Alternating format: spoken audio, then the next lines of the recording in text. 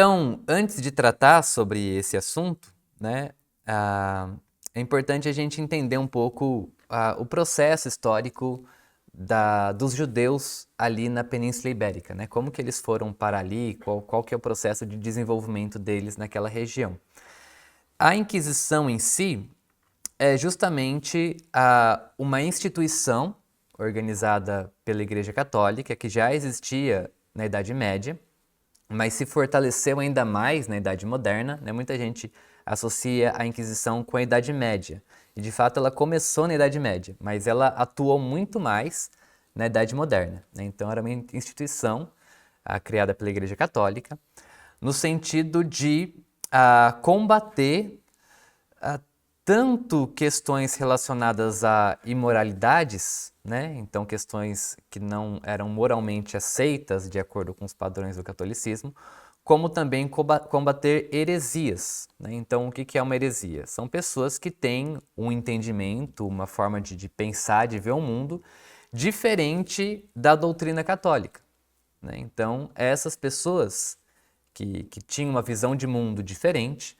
elas não tinham direito de existir dentro dos reinos católicos, né? Todo mundo ali tinha que concordar com os preceitos, com a maneira a cosmovisão, a maneira de entender o mundo do rei católico, né? Então, basicamente, a Inquisição fazia o quê? Ela ia atrás desses hereges para tentar corrigi-los, né? No sentido de que, né, a ideia era gerar um arrependimento para que eles reconhecessem que estavam errados e aí se voltassem para as práticas ou para a crença de acordo com a Igreja Católica, tá? O que a Igreja Católica dizia, né? Então, o que acontecia na prática é que muitas pessoas simplesmente fingiam, né, pertencer à Igreja Católica e crer naquilo simplesmente para não serem perseguidas e mortas, etc. E assim, a Inquisição atuou contra diferentes grupos, né?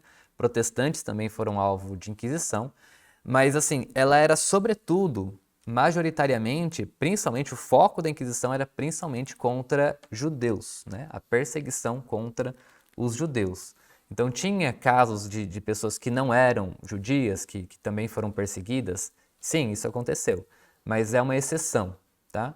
A regra, principalmente nesse contexto de Península Ibérica, Espanha e Portugal, a regra era perseguição a judeus, perseguir judeus.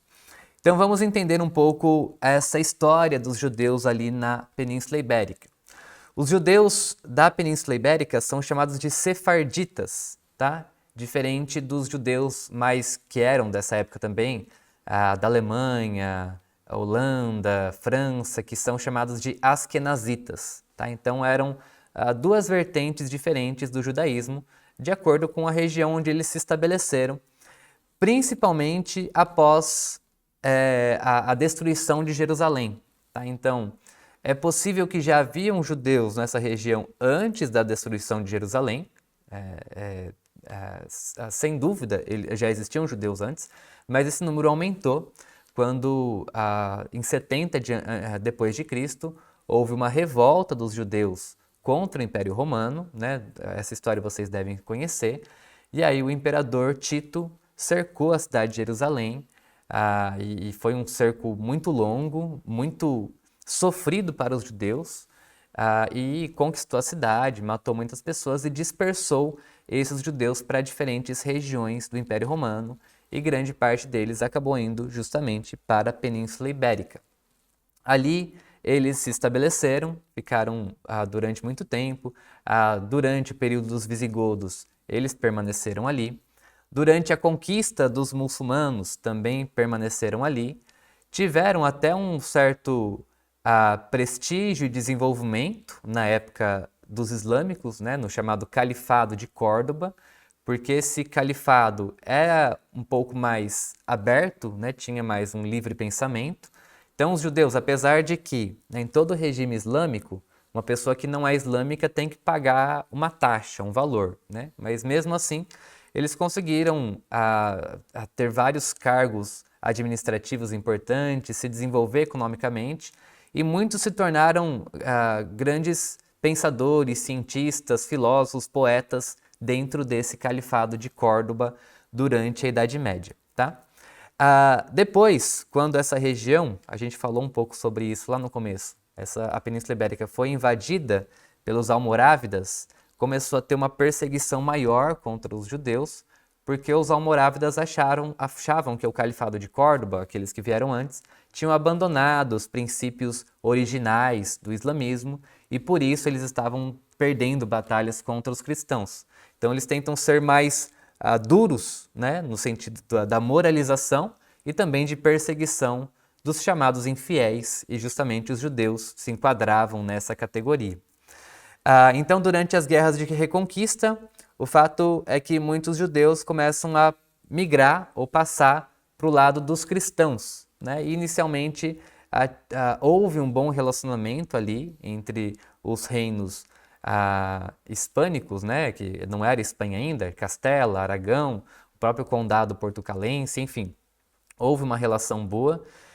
Os judeus contribuíram muito na administração, ajudaram, por exemplo, nas navegações dos portugueses, porque eles eram os maiores especialistas da época, tanto em astronomia como também na matemática, e é impossível a navegação da forma como os portugueses fizeram sem um conhecimento muito profundo nessas áreas, astronomia e matemática. Então, os judeus dominavam muito isso e ajudaram a concretizar esse projeto das grandes navegações, tanto intelectualmente como também financeiramente, né? Eles eram comerciantes, eles tinham recursos e ajudaram a financiar muitas das viagens de Portugal, tá bom? Então, inicialmente, essa relação amistosa, positiva que havia entre os governos cristãos e os judeus na Península Ibérica.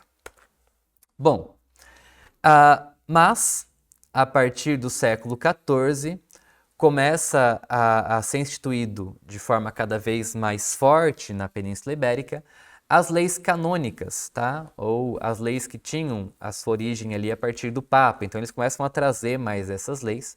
E essas leis, que já eram muito antigas, carregavam preceitos antissemitas.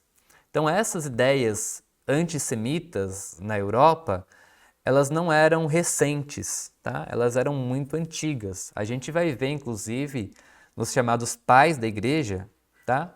Na patrística, a gente vai ver falas ali claramente antissemitas. Houve uma tensão, um racha ali entre cristãos e judeus, e durante a Idade Média esse antissemitismo existiu em muitas regiões e se aprofundou em determinadas épocas. Então esse antissemitismo começa a crescer a partir do século XIV na Península Ibérica como um todo, fazendo essa discriminação, né? Colocando os judeus como, por exemplo, culpados da morte de Cristo, né? E como inferiores, né? Colocando eles como aqueles que renegaram as verdades, enfim, cidadãos de segunda classe. Então havia uma discriminação religiosa e também, né, que se mistura um pouco uma discriminação também racial, né? Vocês não são portugueses, não são espanhóis, né? E uma série de preconceitos relacionados a isso contra eles, né? Como pessoas que eram imorais, faziam as coisas de forma errada. Então várias dessas ideias antissemitas começaram a se fortalecer na Península Ibérica durante essa época. Então isso foi aumentando, tá, ao longo do século XV, e a gente tem, em 1492, uma data importante, que é a expulsão dos judeus da Espanha. Então eles são expulsos da Espanha e vão para diferentes lugares em que eles buscavam uma liberdade, serem aceitos. Então isso não era tão simples de encontrar, porque outros países também já haviam expulsado os judeus nessa época. Mas o fato é que a maioria nesse processo, assim, muitos permanecem na Espanha, né? Foi dada essa alternativa, vamos dizer assim, que ou eles saíam do país ou se convertiam ao cristianismo. Então tem casos de alguns que dizem, tá bom, então eu vou me converter para não ser perseguido, e alguns que simplesmente fingiam se converter, enfim, permaneciam com as suas crenças e práticas. E muitos fugiram, muitos foram para Portugal, tá? Mas, poucos anos depois, Portugal também faz uma lei, tá? 1496, a gente está pertinho aqui do descobrimento do Brasil. Já era o rei Dom Manuel, né? Eu cheguei a comentar em outra aula com vocês que ele queria se casar com a filha do rei da Espanha e que dos requisitos para esse casamento acontecer era justamente ele expulsar os judeus. Então ele concorda, diz, tudo bem, eu vou expulsar os judeus, só que justamente quando ele ia concretizar isso, né, ele percebe na época que isso traria um prejuízo enorme para Portugal, porque os judeus eram muito importantes, né, para a nação, para a economia. Eles eram grandes financiadores, seria um grande prejuízo, tinham um grande conhecimento, ajudavam em muitos aspectos. Então ele dá um passo atrás e diz que não iria mais expulsar os judeus. Na verdade, os judeus foram proibidos de sair do país, mas todos deveriam obrigatoriamente se tornarem cristãos. Então, assim, é um absurdo, né? Eles não tiveram nem a opção de sair do país, ao contrário dos muçulmanos, que foi dada essa opção, né? A ideia seria homogeneizar, todo mundo aqui vai ser cristão, né? Então, no caso dos judeus, eles não tiveram nem opção de sair, eles foram forçados a se tornarem cristãos. Tem relatos na época de judeus que se suicidaram por não aceitar essa condição.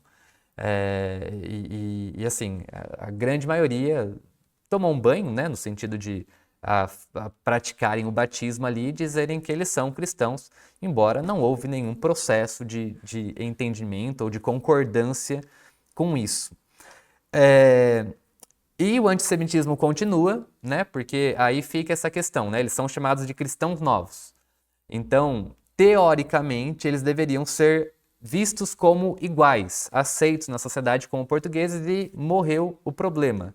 Mas não foi isso que aconteceu, porque eles continuavam, mesmo com essa conversão forçada, com esse estigma de serem falsos, né, de não serem verdadeiros cristãos, de traírem a fé. Então a perseguição aos cristãos novos, ela continuou, né? Leis contra os cristãos novos foram feitas, eles não podiam ocupar cargos públicos, por exemplo.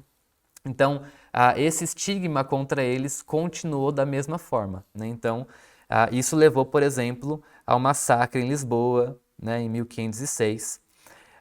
E no decorrer do tempo, Portugal foi seguindo o mesmo caminho da Espanha e também instituiu ali a Inquisição contra os cristãos novos, né? Esses judeus, justamente com essa ideia de que eles continuavam sendo judeus, que eles não tinham se convertido de verdade, entendem? Então, basicamente, a Inquisição era isso, para perseguir os que fingiam ser cristãos, né? Justamente porque era proibido ser judeu, para persegui-los, para que eles se tornassem cristãos de verdade, ou se não, né, a consequência última da Inquisição é a morte da pessoa, né? Então, basicamente, é essa situação que a gente tem em Portugal a partir dessa época. Então, vamos entender, pessoal, o que era exatamente a Inquisição, como que ela funcionava, tá? Porque é um outro tema que tem essa polarização hoje em dia, né? Porque, de fato, existem muitas pessoas que... é difícil falar assim, mas o fato, né? Tornam ela muito maior do que ela foi. E ela foi muito terrível, entendem? Ela foi, assim, é um negócio totalmente inegociável. Não dá pra gente dizer que isso tem algo bom nisso, tá? Foi muito ruim, né? Mas, de fato, né, aqueles que querem se posicionar principalmente contra a Igreja Católica acabam exagerando os números e a forma como aconteceu, né? Isso, às vezes, serve de desculpa para uma outra visão que vai dizer, não, a Inquisição não foi tudo isso, a Inquisição, tipo, relativizando num sentido de, tipo assim, como se tá tudo bem, né, que aconteceu. Eles tinham seus motivos, de certa forma até defendendo isso que aconteceu. E isso é um absurdo, não dá, né? Conhecendo minimamente a Inquisição, é algo que é injustificável. Não dá para você se posicionar no sentido de defender esse processo aqui, que eu vou relatar para vocês. Então, basicamente, como que funcionava a Inquisição?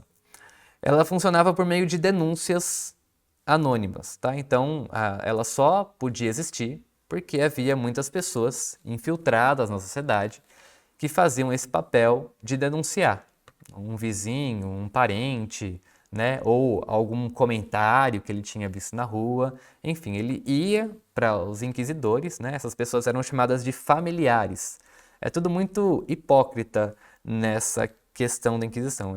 Os familiares, eles iam até os inquisidores e faziam as denúncias, né? Ó, aquela pessoa, por exemplo, ela trabalha no domingo, tá? Aquela pessoa, ela não come carne de porco, né? Então, práticas judaicas, né? Qualquer tipo de prática que fosse relacionada ao judaísmo era denunciado para a Inquisição. E não havia uma preocupação de tentar ver, vamos ver se essa pessoa que está fazendo a denúncia, qual é o caráter dela, se realmente ela tem uma ética, se ela tem interesse nisso. Não, né? Eles acolhiam toda a denúncia que fosse feita, né? Então isso, na verdade, gerava um medo geral na sociedade, porque qualquer pessoa podia ser denunciada, tá? Para a Inquisição. Então não só cristãos novos, mas havia um clima de medo geral, porque às vezes disputas familiares, questões de rixa que aconteciam, né? Eu vou ferrar com a vida dessa pessoa. Então o que eu faço? Eu denuncio ela para a Inquisição, né? Então isso acontecia. E aí assim que acontecia a denúncia, a pessoa era presa, tá? Separada da sua família, né? Dos seus filhos, e todos os seus bens era confiscado, tá? Então assim, havia também, né, infelizmente, um interesse econômico por detrás disso, porque os judeus tinham muito dinheiro. E a partir do momento que ele era denunciado para a Inquisição, ele perdia tudo, né? Todos os bens daquela pessoa era confiscado e depois distribuído de diferentes maneiras. E aí começava o processo inquisitório. Essa pessoa era colocada numa prisão, né, com celas fechadas, com uma condição muito ruim, e começava então uma série de interrogatórios, né? E a intenção do interrogatório é justamente arrancar da pessoa a confissão de que ela fazia práticas judaizantes, né? Então, na verdade, esse era a confissão disso era o caminho para a pessoa se safar, tá? Então, se ela resistia dizendo que não praticava, era pior. O caminho para ela conseguir se livrar era justamente admitir. Então, tinham pessoas que não eram judaizantes e que falavam que não praticavam nada do judaísmo, e aí sim elas podiam ser condenadas por algo chamado de negativa, porque a pessoa não admitiu que praticava o judaísmo. Vocês estão entendendo, pessoal? Então, o interrogatório era justamente para ir pressionando a pessoa até ela confessar o seu crime, o seu pecado, né? Entre aspas, que de fato, eu creio na lei de Moisés, né? Era assim que eles falavam. De fato, eu sigo a lei de Moisés. Em casos que a pessoa resistia muito para confessar isso, podiam acontecer torturas, tá? Então, haviam diferentes tipos de torturas. Em Portugal, era mais a de esticando a pessoa, né, para justamente puxar as juntas dela ao máximo para gerar dor e ela acabar confessando, né? Tinha um outro que puxava ela por uma corda, né, até forçar aqui o braço e podia deslocar o braço também. Então era esse tipo de tortura que acontecia. E depois, com base tanto na denúncia como nas conversas que aconteceram ali, a pessoa recebia a sua acusação, né? Então a acusação tá vendo? Você é judaizante, você está praticando atos de judeus. Então aí a pessoa, para se livrar, ela tinha que, depois de confessar o judaísmo, ela tinha que renegar o judaísmo, né? Então, renegar a fé judaica e, teoricamente, se converter, né, ou aceitar, se submeter à fé cristã, tá? Então, era esse processo. Se a pessoa se negasse a se converter ao cristianismo, também o caminho dela seria a morte, tá? Então, a maioria dos judeus, né, o que eles faziam para se safar nessas situações, assim, muitos não sabiam exatamente como funcionava o processo. Então, negavam, e muitos morreram por conta disso, né? Mas muitos confessavam, né, e depois diziam que acreditavam no cristianismo para depois voltar na vida e continuar tendo uma espécie de vida dupla, tá? Então, publicamente parecia ser cristão, mas em casa tentava, na medida do possível, manter as práticas e costumes judaicos.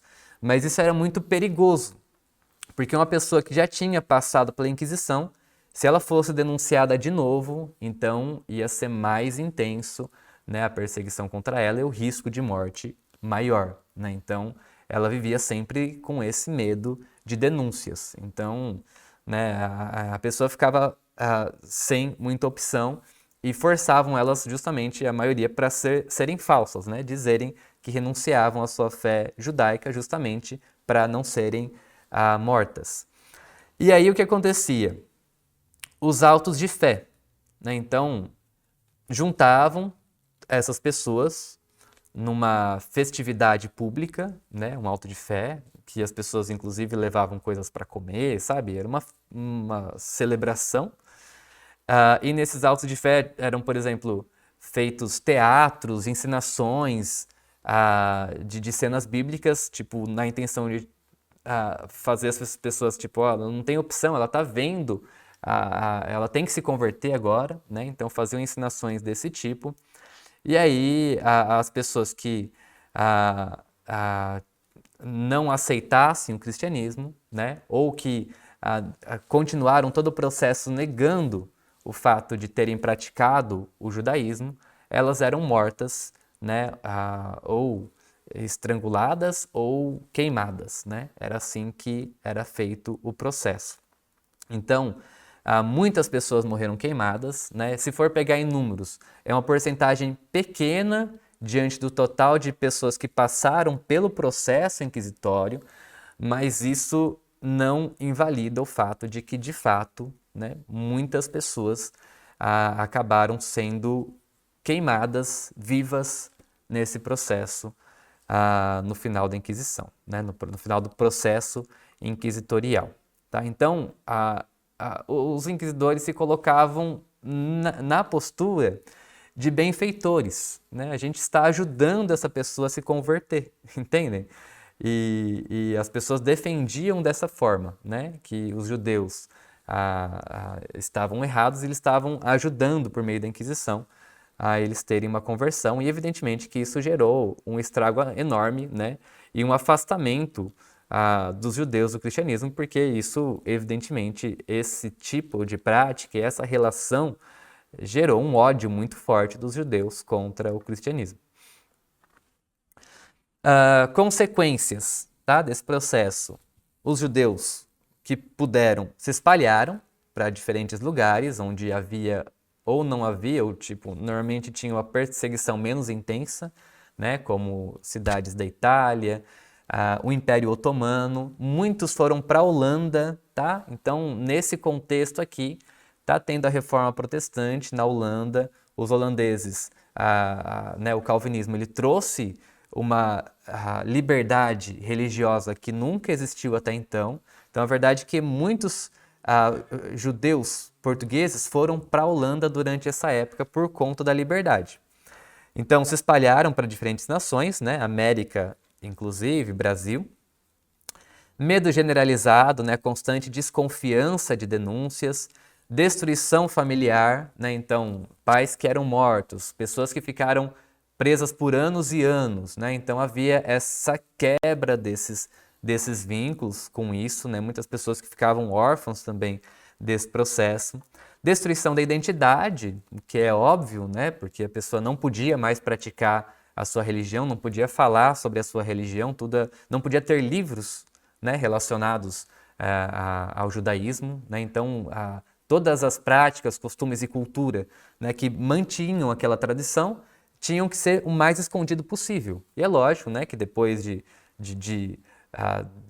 décadas ou centenas de anos, né, de Inquisição, isso vai se perdendo, né? Eles vão perdendo toda essa tradição e é por isso que tem tantos descendentes de judeus no Brasil que não têm a mínima noção disso, porque a Inquisição força justamente a perca desses vínculos, desses laços e até gera, né, não por todos, mas em muitos, uma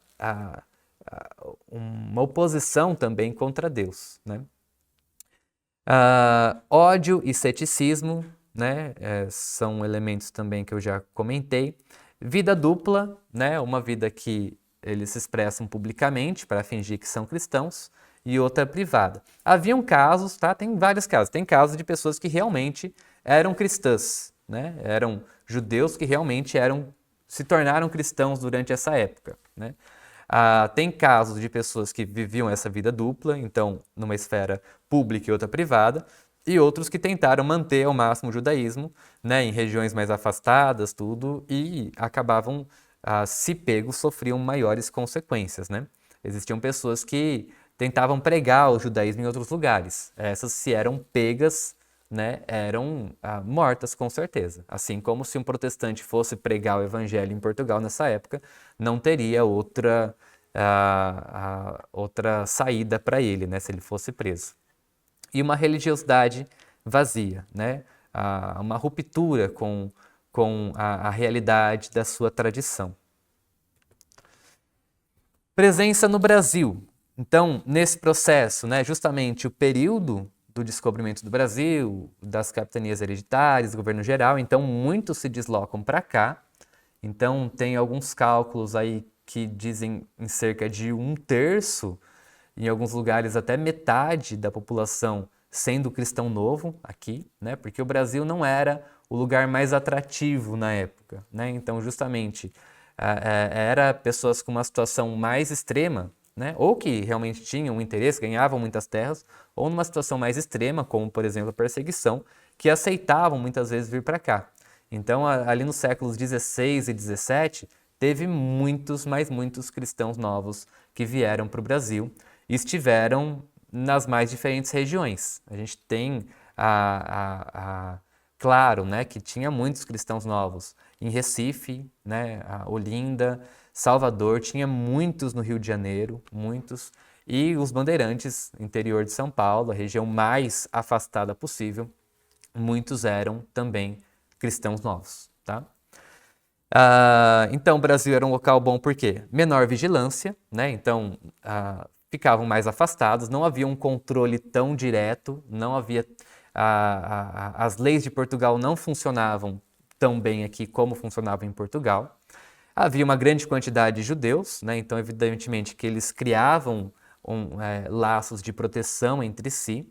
Algo muito comum, né, quando houve as visitações do Santo Ofício para o Brasil, né, era que as pessoas simplesmente se recusavam a fazer denúncias.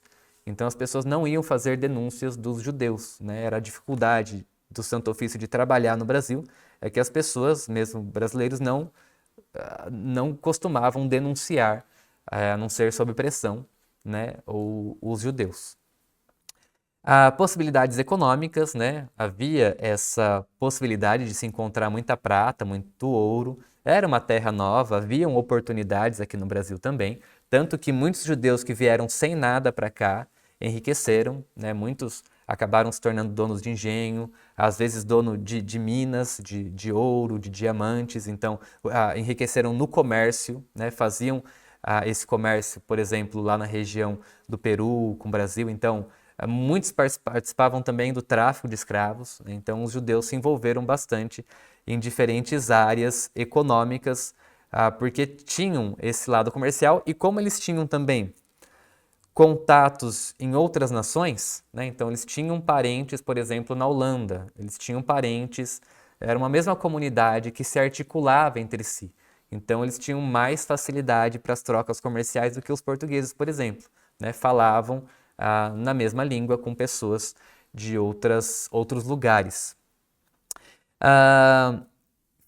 Fortemente presentes na sociedade, então comerciantes, já disse, agricultores de uma forma geral, né, donos de engenho também, muitos se tornaram judeus também, funcionários do governo. Judeus eu digo não, né, cristãos novos, né, porque eles não assumiam essa face de judeus publicamente. Então eles são chamados durante todo esse período de cristãos novos.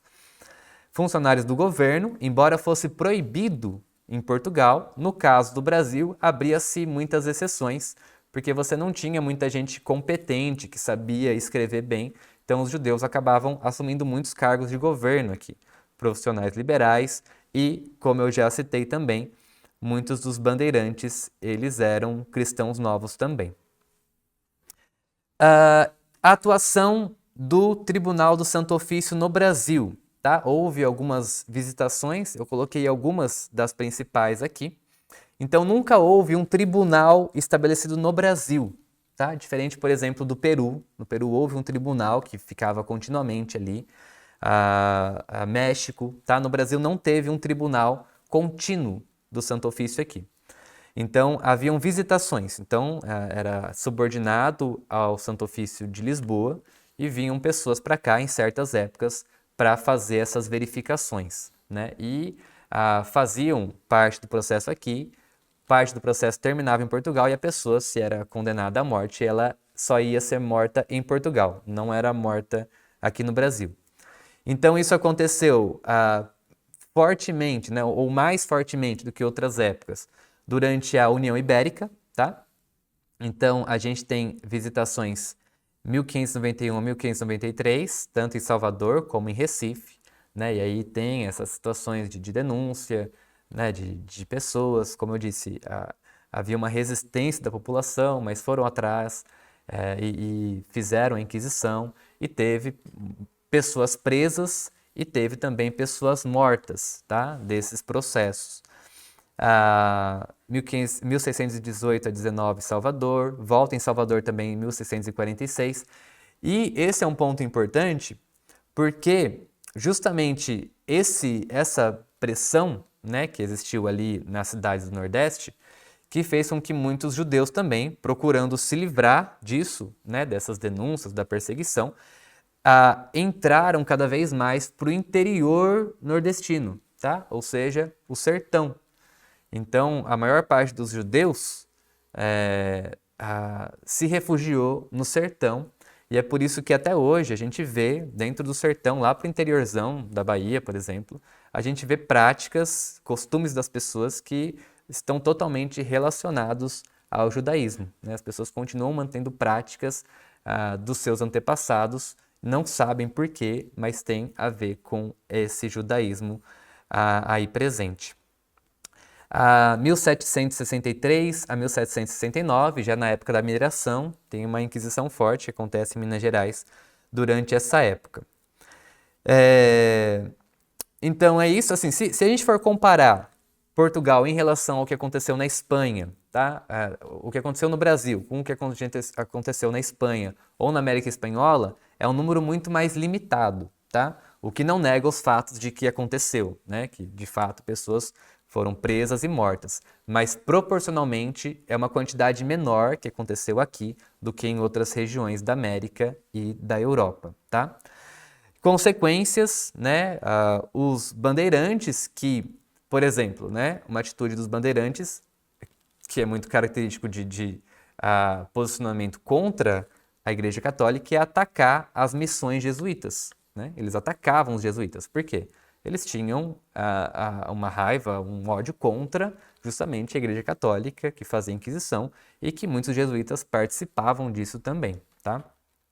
Povoamento do sertão e marcas culturais que estão até hoje presentes no povo brasileiro como um todo, tá? Em outro contexto eu posso falar ou passar algum documentário para vocês que fala mais a respeito dessas marcas culturais presentes por conta dos judeus no nosso território, tá?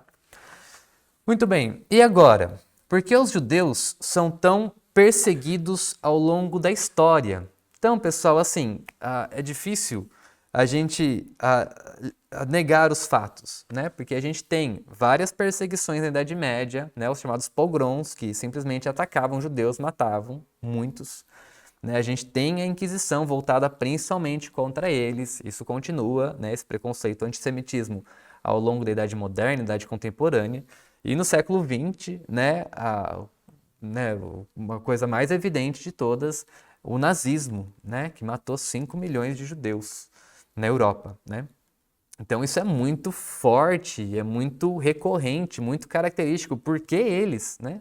Por que tanta perseguição contra esse povo, né? E agora a gente tem, né, algo recente na nossa história, um crescimento aí do antissemitismo no mundo, né? Isso vocês estão acompanhando, o ataque ali do Hamas contra Israel, assim, totalmente absurdo, né? A forma como foi feita de realmente não considerá-los como pessoas, como seres humanos normais. Então, não é as práticas de terrorismo contra eles, como que aconteceu contra feito pelo Hamas, né? Não tem nada a ver com um tipo de guerra normal, né? É realmente um ódio muito violento contra os judeus, né? E aí a gente que está tentando entender melhor a história, a gente não pode deixar de fazer essa pergunta, que é muito importante. Por quê?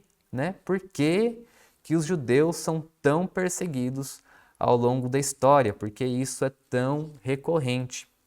Né? E, assim, pode ter mais de uma resposta para isso, mas, ao mesmo tempo, eu vou só dar uma pincelada em um aspecto importante que eu creio com certeza que Deus tem um plano especial para eles, né? E justamente por conta disso que existe tanta oposição contra eles por diferentes grupos e eu vejo isso também em uma esfera espiritual, né? Essa oposição contínua contra eles, porque de fato existem promessas que Deus fez a esse povo que elas vão se concretizar e sem dúvida que o inimigo não fica feliz com isso, né? Então não existe outra maneira de explicar essa perseguição tão recorrente a eles, a não ser que de fato existe algo espiritual por trás disso, né? Isso é muito evidente no nazismo, por exemplo, né? O que aconteceu naquela época. Então, bem, eu não sei explicar muitos aspectos da história, tem muitas coisas que não são tão claras para ninguém, né? Para mim, inclusive, para vocês, mas de fato são coisas para a gente se atentar, né? Essa questão de que, de fato, os judeus eles têm um papel especial e justamente por isso que existe essa oposição tão forte contra eles, né?